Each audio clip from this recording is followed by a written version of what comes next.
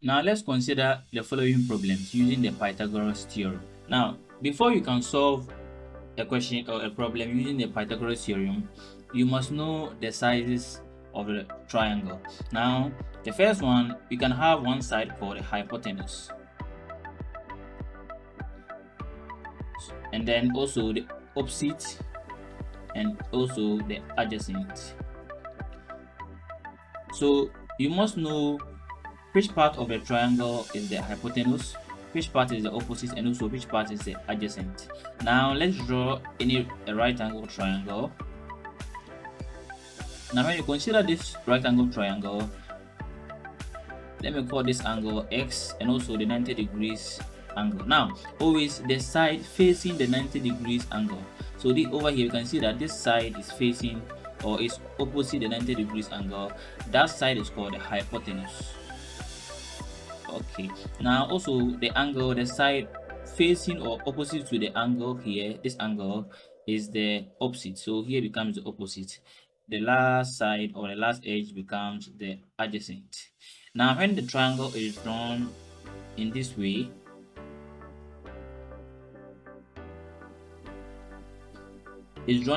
now let's call here the 90 degrees angle. Now also here becomes our angle, let me call that as angle Y. So here we can see that this side is facing, or the longer side here becomes the hypotenuse, and also the side here becomes the opposite, and then here becomes the adjacent. And finally, if it is drawn like this, so the longer side becomes the hypotenuse, the side facing the angle becomes the opposite, and here becomes the adjacent. And the Pythagoras formula says that the square of the hypotenuse, so look, the square of the hypotenuse is equal to the sum of the squares of the opposite and also the adjacent. So the opposite plus the adjacent. So let's say we have this right angle triangle. Let me call here as A, B, and C. So we can see that A is the hypotenuse, B is the adjacent, and C is the opposite. So using the Pythagoras theorem, the formula becomes A squared is equal to B squared plus C squared. The first question, we have the hypotenuse to be 5 and also the adjacent to be 3. So we are looking for the opposite. So let me call here as X here. Now using the Pythagoras formula, we're gonna have 5 squared will be equal to S squared plus 3 squared. Here 5 squared is 25, S squared plus 3 squared is 9. 25 minus 9 is equal to S squared. 25 minus 9 is 16, which is equal to S squared. Now I'm going to find the square root of both sides. So the square root of 16 is equal to square root of S squared. The 2 is going to cancel the x here. So x is equal to square root of 16. And square root of 16 is equal to 4. Therefore, this side is equal to 4. Okay, now in the second one, the right angle is drawn like this. We have the adjacent, we have the opposite here. So we are looking for the hypotenuse. Let me call that one as y. So using the Pythagoras formula, y squared will go to the sum of the squares of the opposite and also the adjacent. So 5 squared plus 12 squared. Now y squared will be equal to 25 plus 144. Now y squared will be equal to 169.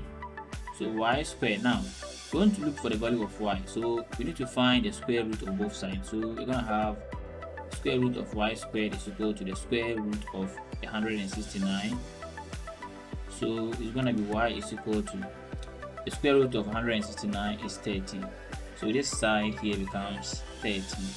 And now over here, using the formula, let me go here as m. So we are looking for the hypotenuse again. Now it's gonna become m squared is equal to 3 squared plus 4 squared. So we are gonna have m squared will be equal to 9 plus 16. So we go to m is equal to 9 plus 16 will give us 25.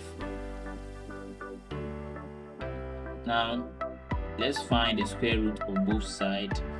So this 2 is going to cancel the square root, and the square root of 25 is 5. So to solve the Pythagoras theorem, you need to know the formula. The formula says that the square of the hypotenuse, which means the longer side, so the square of the hypotenuse is equal to the sum of the squares of the opposites and also the adjacent. So the opposites and then the adjacent. Okay, so here this formula is used when you are solving for the hypotenuse. Now when you are solving for the opposite, it's gonna become the opposite is equal to the, so let's send here, it's going to be equal to the hypotenuse squared minus the adjacent squared, and when we're looking for the adjacent, it's going to become the hypotenuse squared minus the opposite squared. So knowing these three formulas, we can use them to solve Pythagoras related problems. Thanks for watching the video. See you again next time.